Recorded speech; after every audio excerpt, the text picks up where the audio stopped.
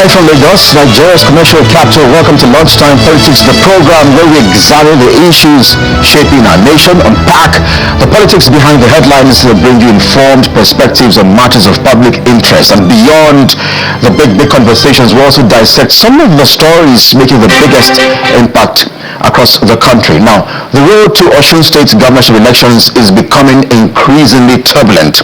What began as a contest for political power has evolved into a struggle over local government control, party realignments, and security concerns, placing the states at the center of national attention.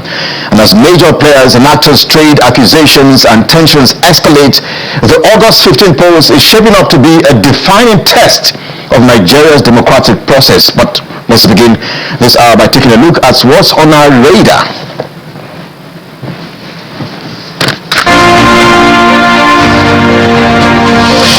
Conflicts between the Osun State government and opposition parties over insecurity persists as the state government alleges bias.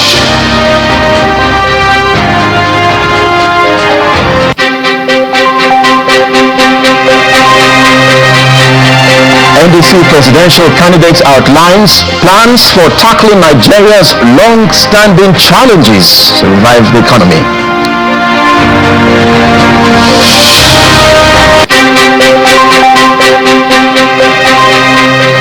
Plus on the program, a senior financial officer of the Islamic State of West Africa province surrenders to troops of Operation Heading Kai. Lunchtime Politics starts right now.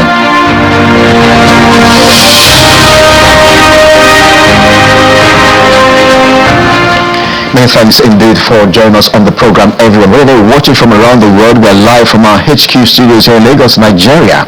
I am Kelly Egiga. Well, let's bring you up to speed with some of your biggest stories this hour. About 24 hours after Justice Faruka Bunza of the Kebbi State High Court was kidnapped from his residence in Bunza local government area of Kebbi State by suspected armed bandits, the Nigerian Bar Association has condemned the abduction in a statement signed by the NBA president Afam Osigwe. The association described the incident as a brazen attack on serving judicial officer and of the Nigerian judiciary, the administration of justice, and the rule of law. The NBA is also calling on the security agencies to deploy every available human and technological resource towards securing the immediate and safe release of the judge. The association also is urging the government of Kebbi State to work closely with federal security agencies to ensure that no effort is spared in rescuing the learned judge unharmed and bringing the perpetrators to justice. Some hoodlums suspected to be political thugs on Sunday stormed a permanent voters card distribution center in Okuku headquarters, Oti local government area of the states, and allegedly carted away 2 packs of PVCs. The INEC officials were busy distributing the cards at the Ulola DC Primary School Ward 2 when the thugs suddenly arrived and started shooting sporadically into the air, scaring residents and officials who took 2 packs of cards and left to the venue before police could arrive at the scene. Spokesperson of the Osun State Command, Abiodun Ojolabi, confirmed the incident. He notes that about 10 armed hoodlums invaded the center, fired sporadically into the air and carted away 3 packs of PVCs before fleeing the scene. And reacting to the development, the resident's Electoral Commissioner of INEC in the States, Mrs. Oluwatoyin Babalola, condemned the attack. The rec, however, assured the people of the state that the governorship elections will be free and fair. Well, let's stay with Osun State for a moment. There's one question on the minds of many Nigerians, perhaps, is just how turbulent that state has become. But the disagreement between the Osun State government and the opposition parties over the security situation of that state has continued to generate debate across many quarters. And the Commissioner of Information in Osun State, Mr. Kolapo Alimi, is alleging that the police force in the state are loyal to the APC counterparts in the states and do not follow the orders of the chief security officer of the states, that's the governor.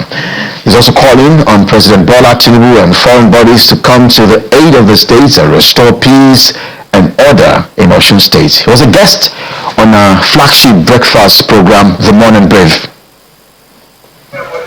Every case, we are usually incident with the police. That of yesterday, people were injured. But day before yesterday, one person was killed. Day before yesterday in Usobu, Omude area, one person was killed. Before that day, when they started the brigade, 2 persons have lost their lives. The police in Osun, as it is today, they are branch of APC. If you take anything to the police, you are just wasting your time. Because most of the act, the nefarious act being carried out, they usually do it in collaboration with the police. Yes, you see my brother and friend, Ojelabi will come on here with street talk to deceive the people, but the people know what is ongoing. If the police alone has decided to do his job professionally, all this will have become a thing of past. All right. The man they are trying to bring to our path. Look at it. We usually call him Kazimu Yawaleke as a neighbor. He was in Abuja, and one of the leaders of the local park in Abuja. They have to report him. And then we put criminal matters picking on him. As it is today, when you check one of the national dignitaries, which I won't mention, you will see when the court has issued that it should be served through substituted means on murder cases which has committed before. And the return date for that one, when the cause will be arraigned, after to be August 4, we will not come to put it to impede it upon the police to do their job professionally. Nigerian police are necessary for everybody. Well, that's Kolapo Alimi. He's the Commissioner of Information in Osun State, who was a guest on our breakfast show earlier today. Let's explore some of the issues in that state this hour. We're joined by Jide. He's a political affairs analyst. He joins us live on the program. Mr. Ojo, thank you indeed as always. The notice was short, but as always, you always answer when we call. These are interesting times indeed in Osun State. Really very turbulent times ahead of the August 15 elections. The governor, Mr. Ademola Adeleke, banned the members of the NURTW, who of course we understand staged a protest across major parks in that state, and then they passed a vote of no confidence in the leadership of the other faction led, of course, by Nuruddin Alowale. But perhaps we should begin from the standpoints where you are and watching things, because we've had both camps speak to us on different programs on this platform and network. From the standpoints where you are, I'm just wondering what exactly is your assessment of the situation in Osun State? Thank you, Kelly. Incidentally, I'm from Osun State. That's where my parents are from. I was born and raised in Ibadan. But my ancestral home is, my father is from Osun State, my mom is from Osun State. Quite unfortunately, early this year I was actually in Osun State twice on official assignments and election assessment. And we saw this coming. Because it's like a vicious cycle every 4 years ahead of every on-cycle election, whether you want to talk about 2014 or 2018 or 2022 or now 2026. It's always following the same pattern. Where the shares, in fact, in 2022, 24 people lost their lives in pre-election violence. And so, I'm not whatever is playing out now does not come to me as a surprise. We met with various stakeholders. We actually made efforts to appeal to them to allow peace to reign ahead of the August 15 election. Even the local center through the National Peace Committee has gotten all the political actors together, the contestants, about 40 of them, to sign peace accord. But you ask yourself, more so them as those who will not hear. The bottom line is that they want the control of the motor parks because that is the value chain through which INEC will supply operational vehicles to carry men and materials to, and it's very instrumental controls the motor park because they can do an undo on election day, knowing full well that there are restriction of movement and they can hold INEC to ransom. Because what we have suffered over the decades is that INEC will sign an MOU with the National Union of Road Transport Workers and the Road Transport Employers Association of Nigeria, RITA, and they will tell them to give X amount of vehicles to commute men and materials to branch center on the eve of election and then to polling units on the day of election. But on the day of election, you find out that in many instances, due to loyalty issue, they will now deliberately delay movement of men and materials to stronghold of the opponents and then deliver early to the stronghold of those whom they are loyal to. So this is why they want to control the parts ahead of this on-cycle governorship election. Interesting submission, Mr. Ojo, and I like the fact that you are from that state and then you're also a legal practitioner. So you may help us with my next question, because the argument from the Idowu-led camp is that under Nigeria's constitution, the 99 constitution as amended, the establishment, the control, the maintenance and regulation of public motor parks are the exclusive constitutional responsibilities of local government councils. It also is argued that the governor lacks the legal authority to suspend the activities of transport unions or assume control over the management of motor parks. So since you're a lawyer, you can help us perhaps understand whether or not the governor has the legal authority to ban the activities of the NURTW. Let me be clear on that. I'm not a lawyer, I study political science, but I'm very versed in electoral law, both constitutional and electoral act. The bottom line is that the governor, one thing that we also need to flag, which has been a nagging issue in Osun, is the control of local government. That issue has not been laid to rest.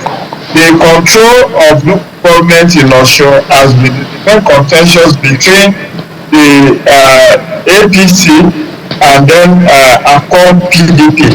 I say Accord PDP because the governor just defected to Accord on in December 2025. So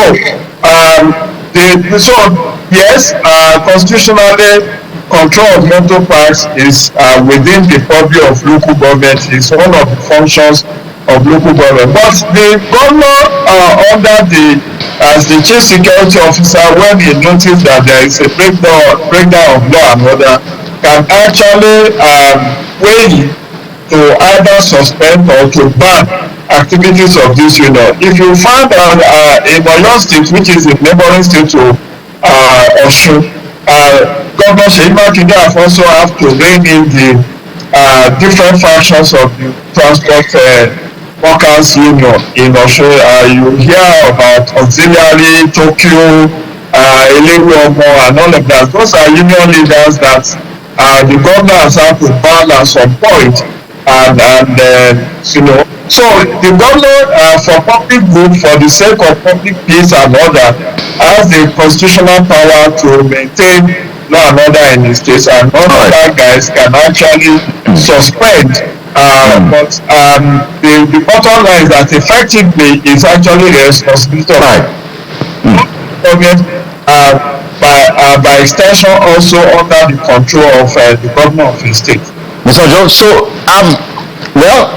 the word on the streets is that perhaps this is a ploy or strategy to ambush the incumbent governor, to surround him. He looks like he's even been surrounded, so that there'll be a lot of violence, and then maybe on the D-Day, August 15, there'll be heavy presence of security officers so the elections can be rigged. That's the word on the street.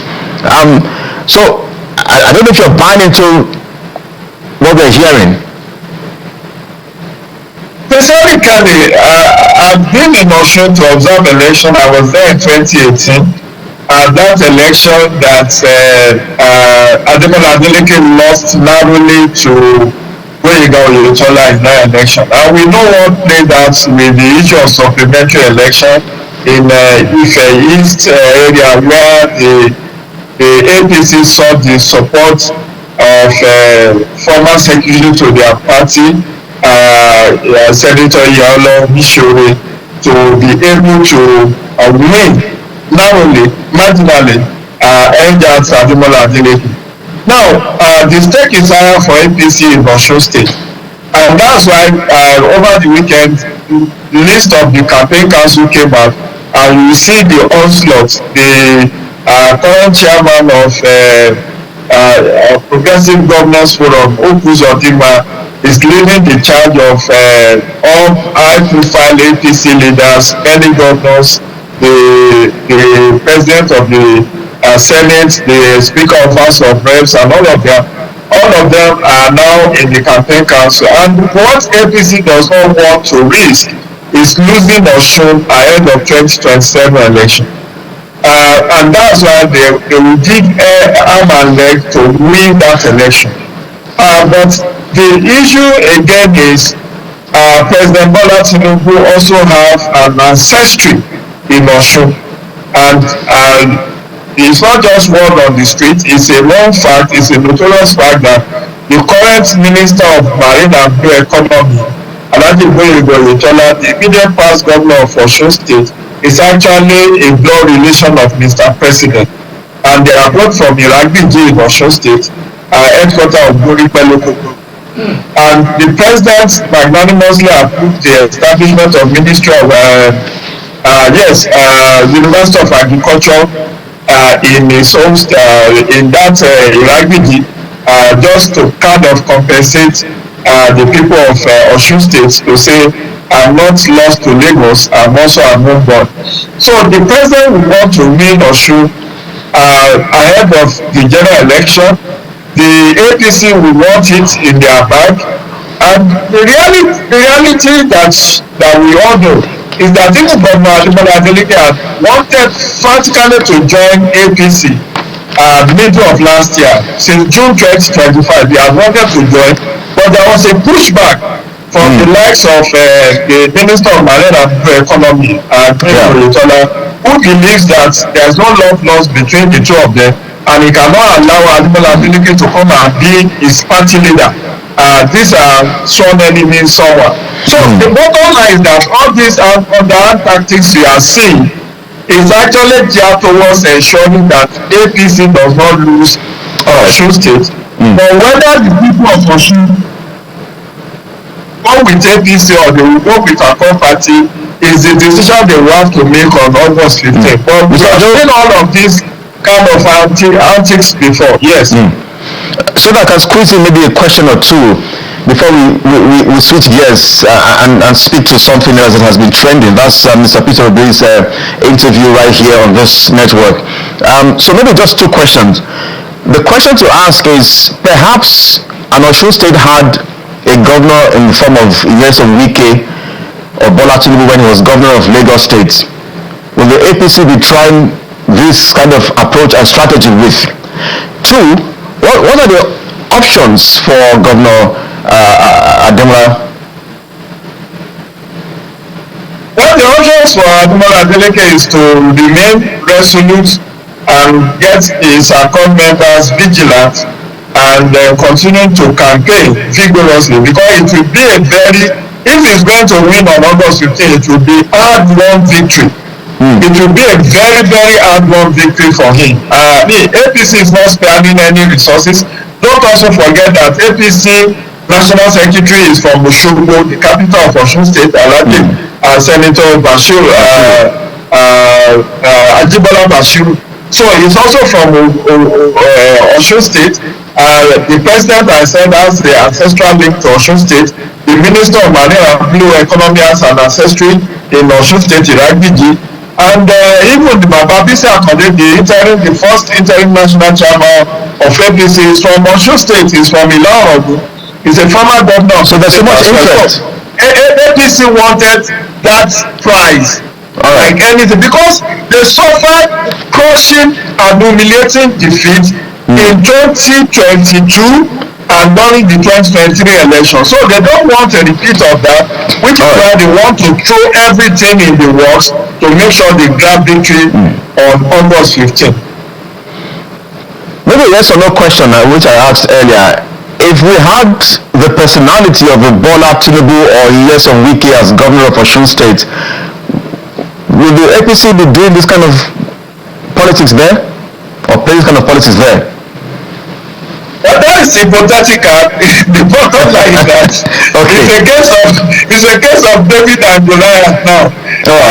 Ademola Adeleke is in a party that is struggling to have national recognition, which is Accord, and APC has 31 governors as we speak. So you know it's a very dicey thing, but it's a hypothetical question that I cannot say yes or no to. All right, so let's switch gears and talk about something else. It has to do with issues of national interest as well. Mr. Peter Obi was on a flagship political program yesterday, and he's been talking really tough. The NDC presidential candidate, he says that he will restore investor confidence, he will support local production, he will pursue disciplined public spending. Let's take a listen to that sound bite, and then we'll come back and take your reactions. You are not hired to give people in schools, because I have an idea what it is. I'm not going to give them in schools. They will just see things start changing. When they were removing fuel subsidy, when they were stabilizing floating the naira, which will bring in a lot of money and everything, when they were increasing taxes, when they were increasing, one thing they did not do, which is what you need to do immediately at Gascon, is to do the different brutality which you are dealing with this to do with corruption. Mr. Joe, are you buying into Mr. Obi's vision for Nigeria? He's also asked Mr. President to retire, something that is not a common practice in this part of the world as long as leadership is concerned. Mr. Peter Obi said all the right things, but rhetoric is not going to win elections. This is a game of chess. And for those of us who study political science, we remember game theory. In game theory, you anticipate the move of your opponents in order to checkmate it. It's also like the game of chess. So, Mr. Peter Obi, yes, coming from the opposition, want to say the right things. I want to do one term.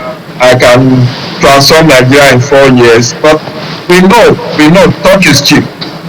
Politicians campaign in poetry and deliver in prose. That's the popular saying. It's very easy to look at to solutionize or to prefer solution to problems when you are not on the seat. When you are there, you find out the complexity of Nigeria, that it's not as straightforward, because a tree does not make a forest. And assuming without considering that Mr. Peter Obi becomes president in 2027, we may have a deja vu of what we had under Buhari. When people were saying, oh, Buhari is the best president Nigeria ever had. Oh, mega scare. If only we can have mega scare at the end of 5 years, Nigeria will be turned to El Dorado. Buhari did not just do 4 years, he did 8 years. But what was his scorecard? As at the time he left, we were deeply immersed in insecurity, we were in economic doldrums, we were in very unstable situations. So For me, it's not what he says, it's about the reality on ground. The reality of governing a country of this complex nature is not as very simplistic, because you have to work with the National Assembly, you have to work with the judiciary. I remember the very great excuse Buhari was giving. Oh, I wish I was younger. I wish the judiciary would support me in the fight against corruption. I wish I can set up task force to corrupt officers. We have to go. It's not going to be that easy. Yeah. We have to go, and I totally agree with you, Mr. Jide. Thank you, indeed, as always, for your time on the program. Jide is a political affairs analyst. Thank you, indeed, for analysis and insights on the program. You have a great week, my brother. Kiss you and stay blessed. You too. Just before we go, a senior financial officer of the Islamic States of West Africa province has surrendered to troops of Operation Hadimkai in Borno State. Military Information Officer Captain Mohammed Goni reported that the suspect turned himself in alongside two children around the Gamboru-Wogo axis to soldiers of the 3 Battalion.